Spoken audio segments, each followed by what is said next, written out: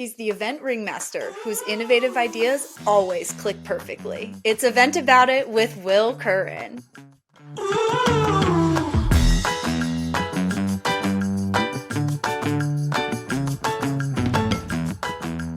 Welcome everybody back to another episode of Event About It. I'm your host, Megan Martin, and our guest this week is the man who puts event in innovation, the visionary leading the wearable revolution. Welcome to the studio, Will Curran.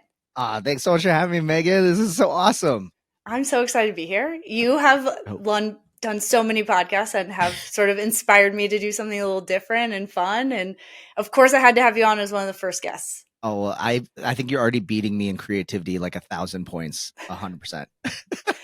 I mean, most people will probably figure this out at some point, but I mean, obviously I'm a Bravo junkie. And so I mirrored this whole podcast off of Andy Cohen's Watch What Happens Live. Ooh, so like, that's sort of my inspiration. Like, I think I've watched literally every single episode trying to like get it together for this. You're like diagnosing and figuring out the best formula for it. I mean, honestly, the best things in the events industry come from outside the events industry. So I'm 100% for stealing the idea.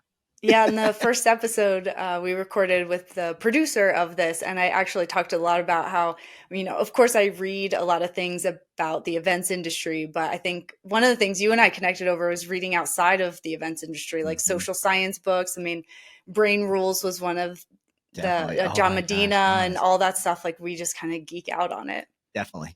I'm all for it for sure.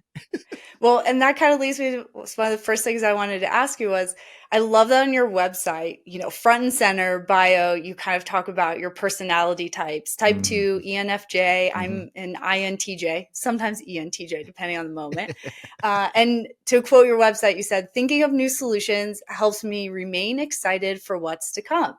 Which makes complete sense to me when we factor in that you're the head of Click at Bizaboo, founder of Endless Events, creator of the Eventprof community, which if you're not a part of, highly recommend, and host of multiple podcasts, Event Icons, Event Brew, and the Event Tech podcast. So the famous dumb question is like, how do you do it all?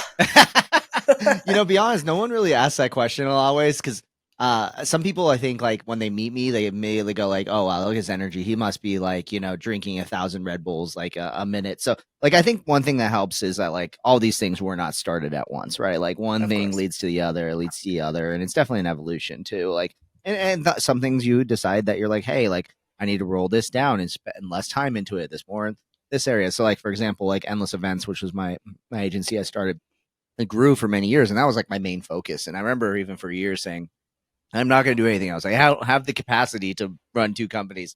You know, I'm not like a serial entrepreneur over here. I mean, I guess I am in some ways with the podcast and stuff. But then, you know, like as my like need to be involved in the day-to-day and run events, like I started focusing more on content and stuff like that. And like nowadays, like Endless just runs itself. I just own the business, but they have an amazing team that runs it, and they're actually killing it. They're doing better than ever when I was there. So sometimes you got to get out of your own way. I think.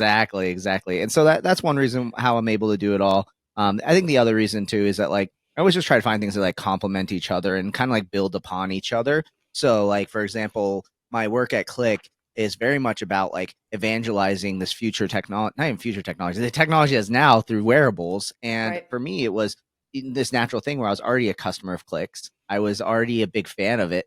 And so like, you know, you basically say, hey, your job is to go out and evangelize and get us customers. And I'm like, I'm down. Like I'm already selling this to my customers as is. Like everyone needs to have this. And seeing that tremendous growth was just a natural kind of extension of myself versus it being like a ill-natural way.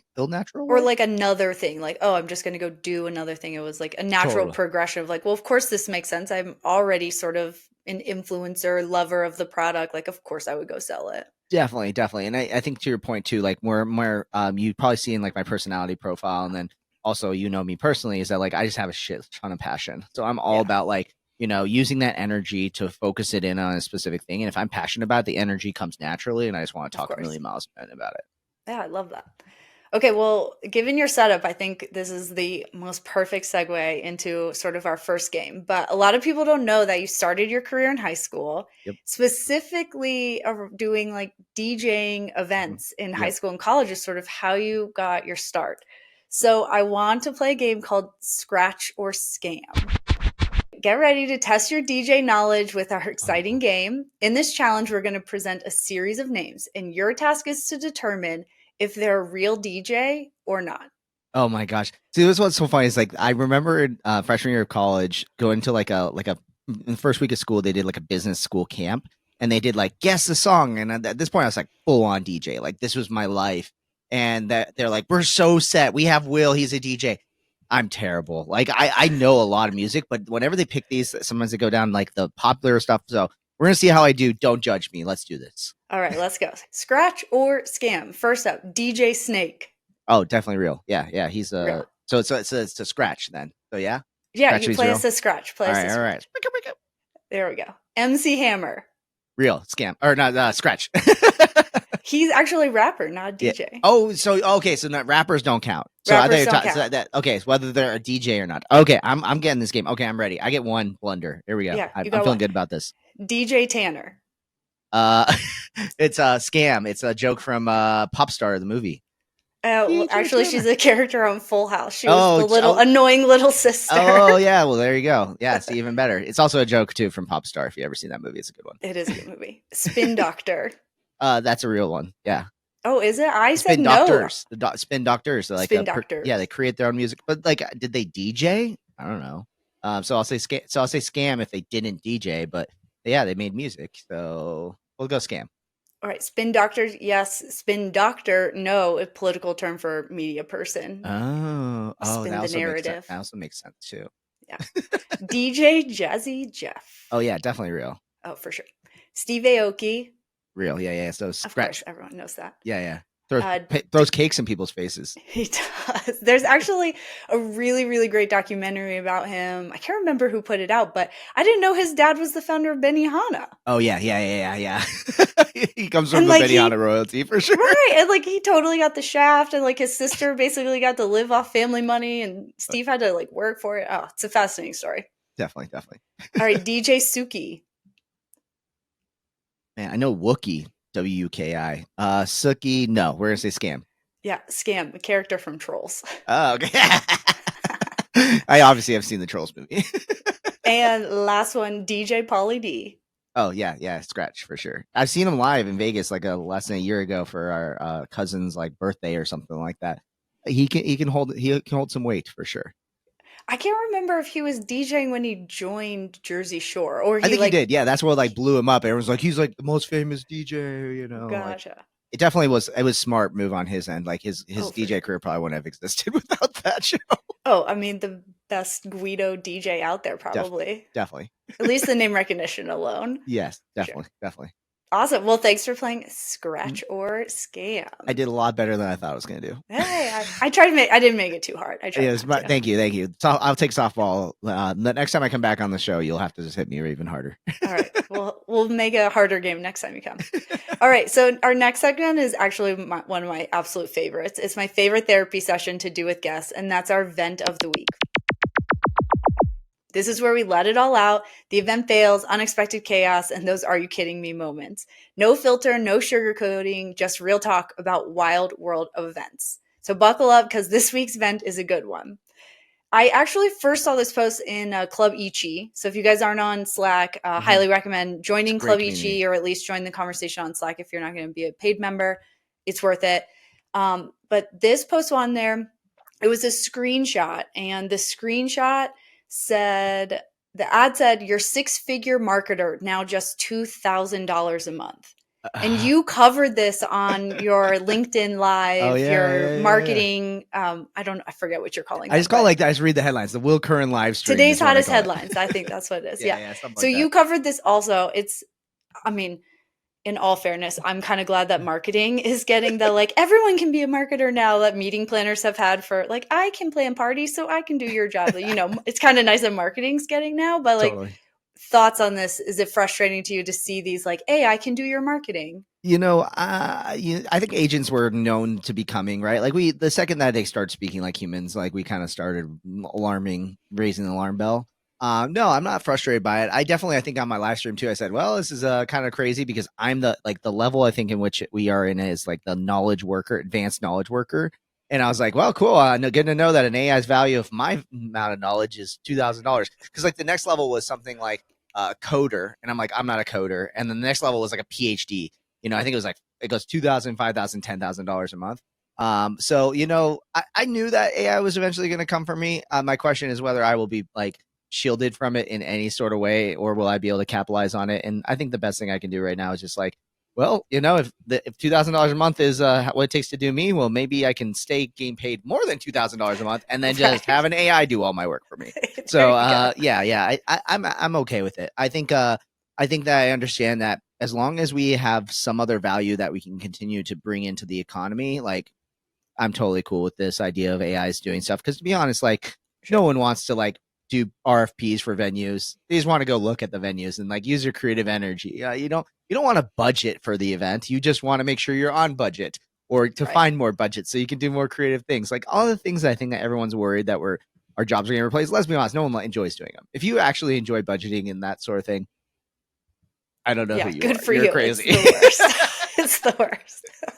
Yeah. So I'm totally comfortable with the idea. And my biggest thing is I'm just trying to stay on top of it. Like I'm trying to use these tools and recognize that until the day that someone says, honestly, you're unhireable because an AI can do everything that you do, which might be in the next 10 to 15 years. Who knows? Maybe next 5 years. I don't know. Maybe it could be next year. Until then, I'm just going to be like, this is my chance to use it again, like a technological tool. I agree. I mean, I try to offload it.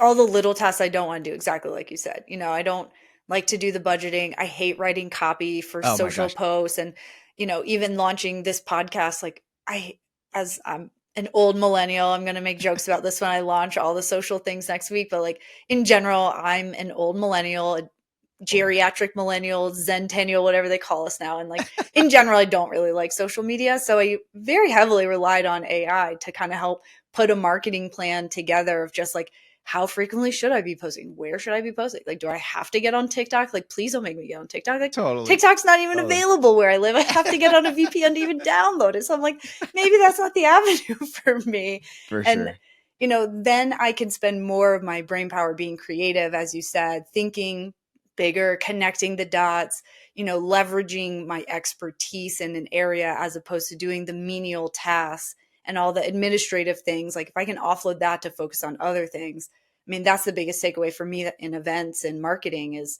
let the AI do the little things and then help make it smarter so that your overall campaigns and business are smarter. Definitely. And I think we're getting to this point too with the agianic revolution, which is the 2025 term, is like the idea like an agent to go out and do this work for you. Like I'm excited for a lot of that, like a little bit of stuff that I would just spend hours doing. Like ChatGPT is great. I haven't written a sentence anything longer than maybe 2 or 3 sentences in like at least a year now. And so the next thing for me was like, how can I make sure that it's very knowledgeable as I need to get information? And like, so it just all this deep research stuff that's been out now for a few months is like really saved me a lot of time just to be like, okay, now go find this and like really think through why this is the best. Research like all the specifications and the little nerdy things and stuff like that. Like maybe would have also taken me a few months to do. What's really interesting, I saw this on a show last night or some video, and it was kind of like talking about, I said like the thing I think we have to worry about most right now with like these deep research tools and their ability to like just do tasks for us is when does it start kind of like steering us in directions that it thinks we need to go? Not just like, hey, here's the best product. You still have the choice, but like someone brought up the point, like we're using this to research new hobbies. Like I don't know if you've done this in the last like year or something like that. Yeah, it's like, oh, I'm interested in getting in. For example, I'm trying to think of something in this room that like, okay, plants. So we got a new house, and so we're like putting plants everywhere, right? And it's one of these things where like we're researching what plants go outside, inside, and at some point, like it's helping me understand how to do plants and shortcut to get into that hobby. But at what point does it decide, hey, you should go from having plants to you should get another cat? Which did happen this weekend, but that the AI didn't make me do that. But at some point, like this stuff is going to start doing it. When does it start steering us? Not just in the like small decisions, what product to buy, what's the best, how do you do this thing, but instead it like is proactive to be like, hey, here's a push notification saying, I don't know if you knew about this, but like there's the ability to hybrid fuse a plant with a cat.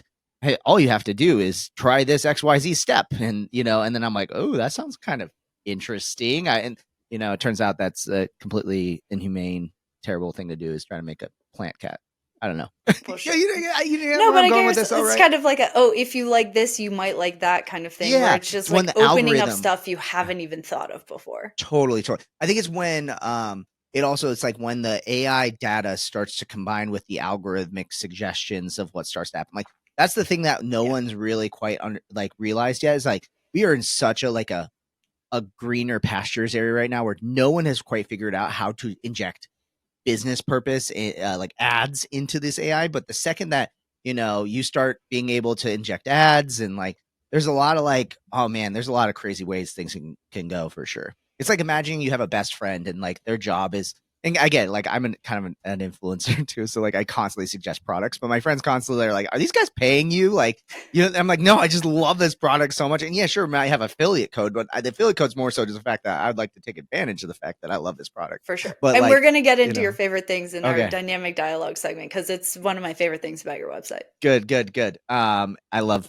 things for sure. But yeah, imagine like a world where like your digital assistant that's constantly on wakes up and goes, "Good morning, Megan. Today is like sunny.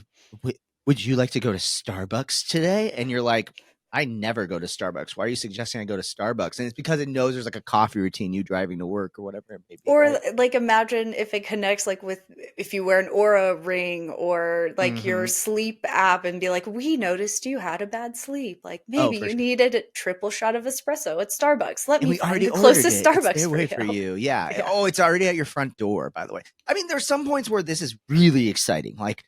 If it can be pushed in the right direction of like really healthy things, but let's be honest, like it might not. It might, and these are the questions I think we have to start asking ourselves, because this is, the conversation I think no one's having. Everyone's like, wow, this is so exciting. Or is it taking our jobs? But instead, this is where we get to get 7 layers deep from the question you asked, is like, where does this go? What's the unsafe version? Where's the bad things that can potentially happen from Thousand this, and how do percent. we protect ourselves from? Yeah, we have Anka Trefan coming on, and that's one thing I want to talk to her about, because she's speaking a lot about AI. And while I'm using it and very optimistic, I also think, wow, this tool in the wrong hands is not good. So, Definitely, like, how definitely. do we protect ourselves? And the bottom line is AI is not going to take your job. You're worth more than $2,000 a month. Yes, That definitely, AI is a definitely, tool definitely. that you should use, and it won't replace you, I think, For is sure. the bottom Everyone's line. very lucky right now that the AI has to have a human to prompt it. Until Yes. until the day comes where things are happening and things are getting done, and you just had no ability, like, until like all of a sudden you're like, hey, Will, like, thanks for emailing me yesterday to like catch up, and thanks for, and I got some time on your calendar, and I'm like, I didn't do that. Like, that's when we all have to start to go, like, there's something really, really bad happening. But again, Yeah. let's prepare for it by having the conversations now. Oh, absolutely. Okay. It honestly reminds me, at some point it's going to get annoying how much I watch Parks and Rec in the office and keep referencing it. Bless you, bless you. It just You need reminds to me of start. You gotta start quoting it on the show. the Grizzle episodes, and they're like data mining, and Grizzle's like, "Oh, we're going to data nudge you to a Starbucks." Like I we're the don't age watch the of show, but I Grizzle. feel like I need to start watching Parks and Rec and just watch The Office at this point. I mean, they're so good. So many good references in there.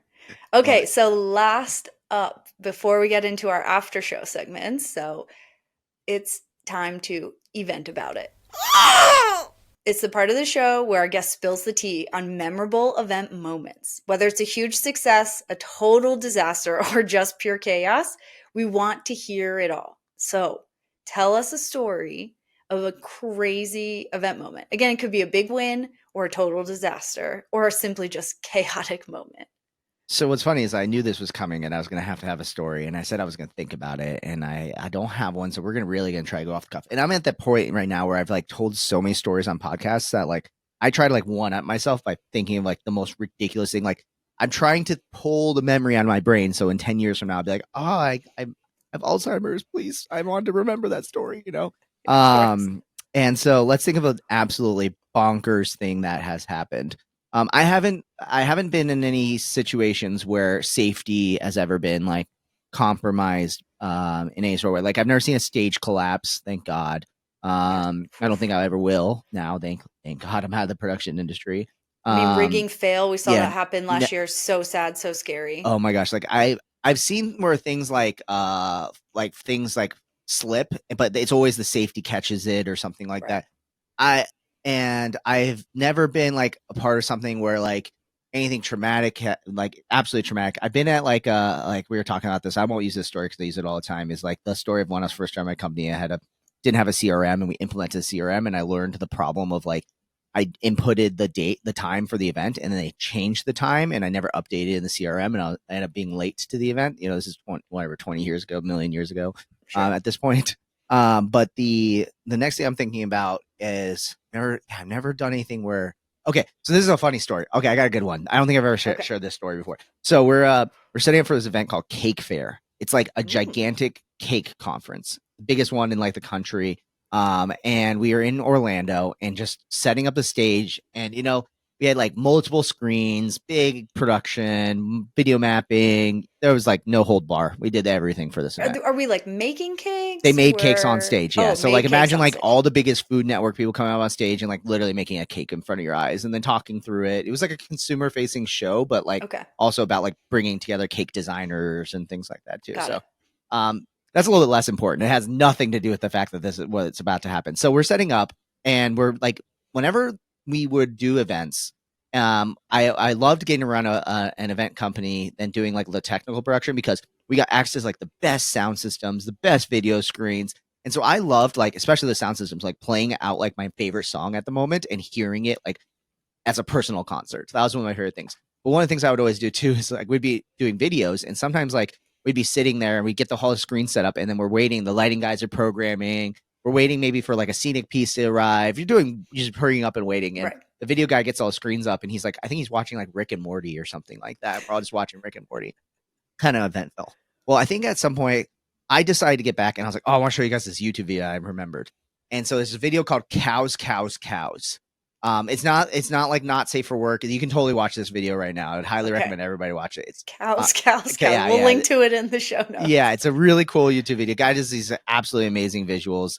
But it's this video, it's like a cow, but then he morphs it into other things. And so it starts as like, and I'll try to describe it, is like it starts off like it's like just a cow in a field, and then he gets the cow to like bob its head, and then he gets the cow to like walk, and they're walking to the beat, and it's like na na na na na na na na. It's like this repetitive, like kind of like techno loop music.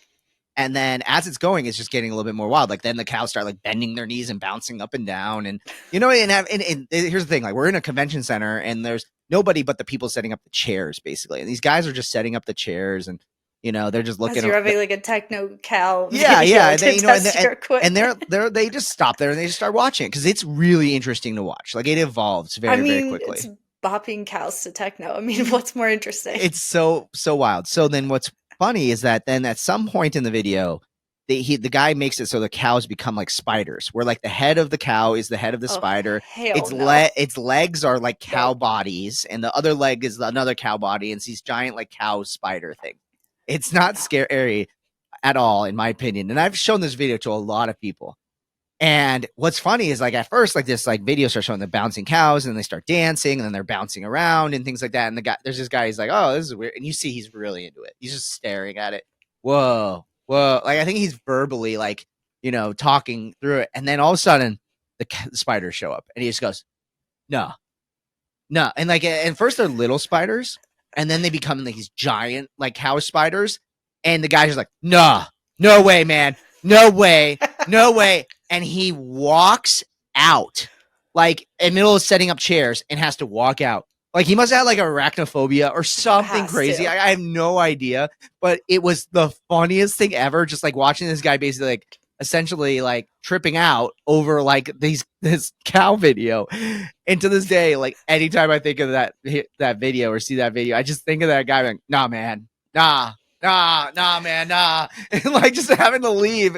And it was just super funny too, because we're in this like venue, and we like the whole venue is like draped in white drape, and everything's white for cakes, and you know, like white and pink. And it's just like this cow video gets him totally just Worked upset. up. Yeah, totally worked up. And it was so great. And it was like I was kind of proud in some ways that I showed a video that like just like created such a visual reaction in some ways. I think he ended up totally being okay, but it was just super funny. Well, Along hopefully he along came time. back and finished sitting up the Yeah, the chairs. chairs Like, totally like the event totally ended up happening. It was super okay, big good. success. Like, yeah, huge event. Yeah. I thought you were going with that, like, oh, he got so freaked out by the spiders that he was like, nah, man, and just like walked off the job and was Oh like, my I'm done gosh. with events and never Yeah, came back never to came back finish to the events setting industry up ever the again. event.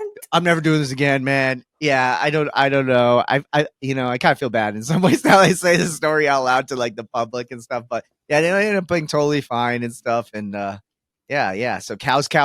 It's a great video. And for anyone out there who's like, I'm not watching that now. That sounds terrible. He got so scared. It's so super cool video. That Cyrac guy does like. He's the same guy who did the visuals for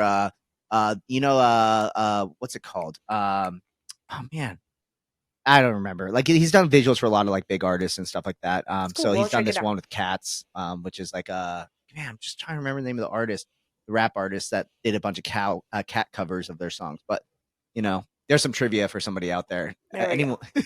We'll link to it in the show notes so people can check out cows. Cows. So, what is up next for Will? So, a lot of people also probably don't know about you that you've had a pretty epic 2024 adventure. Yeah. So, quickly tell us what your 2024 adventure was and what's up in 25. Where can Oh we my find gosh. Will? I'm curious to know what you mean in this exact adventure. If That you you meant, like, basically lived out of your car for an oh yeah, entire okay. year. Okay, I'll go down this story. Okay, yeah. I was like, well, yeah, I had my Well, first and ever you got real job. engaged. I Like, got that was engaged. exciting. You I had had a real got job, a but real like job. I you bought a lived out of your car. house. Yeah, Yeah. So like this all kind of like relates a little bit to the getting married part, the getting a house part, becoming an adult, getting a job. But long story short of this was that like for main period, I always told myself I was never gonna like buy a house. Met the girl of my dreams, Della, and we're getting married, which is super exciting. And basically we were like, okay, we're gonna get a house, and we decided Phoenix was where we're gonna put down some roots. We were stoked to be in Phoenix, so we're like looking at houses, and we're like, okay, I grew up all the time. This is a very long version of the story, so I apologize. it's all good. Is that I grew up like in the second oldest house in Phoenix, so I constantly had construction. My mom was like interior designer, so she's pulling out walls. There's nails sticking up. You never like could when you're downstairs getting a bagel in the morning before school. You're like, watch your feet. There's like rusty nails all over the place. We're like, there could be asbestos somewhere, and I just knew I never wanted to like renovate a house. I didn't want to be one of those people who's like, yeah, let's get this like house and like and spend months working on it while living it. No, thank you. So I was like, I'm going to buy a new house. That's a new build. Plus, like, I get it exactly where I want it. I move in and I'm happy, for the most part. Ready to go. I learned backyards are a thing, and you never want to always budget more for the backyard, right? Exactly. And so we end up buying this house, and they were like, okay, cool. So it'll probably be finished like in June. We're like, oh, perfect. And like, I think we signed the paperwork in like December. And so we're like, okay, we got like 6 months. And as we were starting to approach, we knew our lease was ending like June 1st or something like that. And we were getting closer, and they're like, well, it might be June, it might be July. And I was like, okay, this is like, I stayed in touch with my like the general contractor who was running everything. He's like, we're looking around these dates. And it was one of these things where I was like, it was going to be on like 3 or 4 weeks or 5 weeks or 6 weeks after our lease had ended. And I'm entrepreneurial, so I like to think out of the box. And Dell and I were kind of sitting here going, well, we could just renew our lease and go like month to month. But at this point, we really wanted to get out of the house that we were in because if you're in Phoenix, your AC is running like all the time in the summer, and June is like this in summer, the AC is running constantly as hard as it can go. It's a sauna. And and the hardest part was this house had like a 2-story big room, so the AC bill was like out of this control. Like it was like $1,000 a month for like AC, which is not normal. Like you can get an efficient AC. This house, like the AC, electrical bill during summer is like $100. That just shows you how inefficient that house was. For sure. And so we're like, okay, well, we could go like, continuing this, but like, I don't want to pay all this money for electrical just to keep the house like cool and like not melting. And so like, we were like, well, we're also going to be driving across the country to go to Electric Forest. Electric Forest is like the one event per year that we like music festival we have to go to. Sure. Absolutely amazing event. I've talked so much about it. Just Googled the words Will Curran Electric Forest, and you'll hear me talk about this stuff in great detail. Anyway, so we knew we were going to drive across country from Michigan for this, and we wanted to hit some national parks along the way and extend our trip a little bit. We're like, why don't we do it where we just like really take a long extended trip, and we just live out of our electric truck and camp for like 3 months. So we basically from June until September, which was technically a month like after the house was finishing being built, but we like went through the whole trip, drove across the country. We saw something like 12 different national parks, camped everywhere.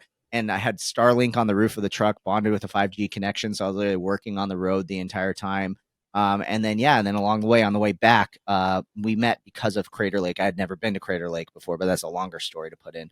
And I decided to propose to Della at Crater Lake, which was pretty cool. And so it was just like this cute, cool accumulation. She had no idea what was going to happen, but every single time we were driving back, she just wanted to go home and get to the house. And I was like, no, we have to go to Crater Lake. We have to go to Crater Lake. And she just didn't understand because she's definitely the more outdoorsy person than I am, but I really like it. She's getting me very, very much into it. And I was just like, I have to go to Crater Lake. She's like, why did you really want to go to Crater Lake? We can go another time. It's not a big deal. I was like, we have to go to Crater Lake. It's because like I had the ring. I was planning this whole thing. And like, yeah, I ended up surprising her at it and blowing her mind. I mean, amazing. The event planner and me. Well, of course. And the fact that you're engaged and she's still marrying you after you lived out of your car with your dog for like 4 months is definitely. Pretty and insane. With our dog too. Yeah, our dog was with us. We wanted to bring the cat, but the cat just like at that point just was not interested in being in the car. But maybe this summer we'll take him with us or something like that. We'll see. Well, at some point you'll have to come back and come visit me outside of Glacier. 100%. Yeah, you guys, you got to visit Megan. She's got an amazing place. Yes, out here in Montana, it's pretty special. Yeah, don't tell everyone about Montana. That's definitely I think where I'm going to be going to retire. So shh. Yeah, don't tell anyone that. So where can we find you in 2025? What's next for you? So the new big news for Will is that so I'm actually taking a little bit of hiatus from Bizzabo. My job basically was to spread the gospel of Click, and we saw huge success. I increased revenue by like 350%, pipeline by like 200%, like just absolutely huge success when it came to it, and built all these systems and stuff, and just kind of like realized like we built it and did everything I needed to do. And so like kind of handed them the torch, and now Click is just growing on its own, kind of similar to what I did at Endless. And so kind of starting to figure out what my next adventure is. I have big news to share. I can't share it on this podcast quite yet, but in the next week or so, I will be sharing some big news on what my next journey will be. But in the meantime, I'm spending a lot of time still doing my daily live stream now. So come check me out on LinkedIn, and I basically cover the news, the trends, and then usually when there's a title of an article that like sparks something, be like, hey, you guys, like I'll like diatribe for it for like 5 minutes to be like, why this is a bigger thing than you probably realize. Or like sometimes you'll hear me talk about cool tech that I'm kind of watching and keeping an eye on, that how it affects like the marketing and business worlds. Very much so. And so, so that's kind of the big thing right now. It's daily live stream. I got big things coming in the next Where can we follow you for this big announcement coming in a few weeks? So LinkedIn's where I live. It's the only place, only social media I have. So just, Will Curran. And then if you ever want to like follow me and just know where I am at all times, you already know my website, willcurran.com is a great place to go and have links to all my stuff. I'm also on the personal side of things, obviously I have a house now. So this is like the new like fun project to work on, but I'm reinvigorating my passion, going all the way back to how I got the events industry through DJing. So actually reinvigorating my DJ brand, coming out of retirement and launching a bunch of merch and building up a fan base again and all these things like that. So you're going to hear a lot about my DJ career probably soon, but that's just the side fun project. I'm still doing a ton of stuff in the corporate events industry, and got a big announcement coming real soon. Well, you can hire Will for your event strategy and your DJ needs. 100%. My Zoom calls are the best because I just like play music while I'm waiting for people, and then they're like, "Hey, come in," and it's just like a party. And that's the best way to start a Zoom call, like, way. The absolute best way. Definitely. Well, that's all for today, folks. Thanks for joining us for another episode of Event About It, where we turn event mishaps into marketing gold. If you enjoyed the chaos, subscribe, leave a review, share this with somebody who needs a good laugh. And don't forget to head over to eventaboutitpodcast.com to send us your events and stories to be featured on a future episode. And while you're there, be sure to join the Squared Squad, where you can access bonus content, engage with episode guests, and catch the Event About It after show for dynamic dialogue with Will Curran, where we're going to talk AI impacts on marketing, growing your business, lessons in building a community, and the future of wearable tech. Until next time, keep growing, keep laughing, and definitely keep eventing about it.